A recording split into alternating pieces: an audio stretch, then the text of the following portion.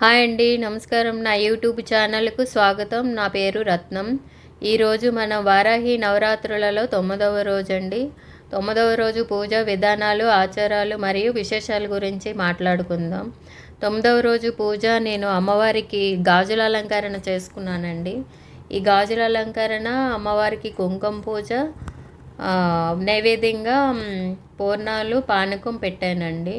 ఈ గాజుల అలంకరణలో అమ్మవారు చాలా అందంగా కనబడుతున్నారు కదండి. అమ్మవారు అయితే నాకైతే నచ్చేశారు బాగా గాజుల అలంకరణలో.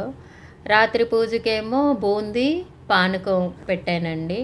9వ రోజు కదా, నవరాత్రులలో లాస్ట్ రోజు కాబట్టి పిండి దీపాలు పెట్టానండి. 9 దీపాలు అమ్మవారికి. ఆ దీపాల కాంతుల్లో అమ్మవారు ఇంకా చాలా అందంగా కనబడుతున్నారు. అదండి 9వ రోజు పూజ. ఇలా చేసుకున్నాను. రేపు 10వ రోజు పూజ ఉద్యాపన కూడా మీకు వీడియో అప్లోడ్ చేస్తాను. నవరాత్రులలో ప్రతిరోజు పూజా పద్ధతులను భక్తి శ్రద్ధలతో ఆచరించడం ఎంతో ముఖ్యం.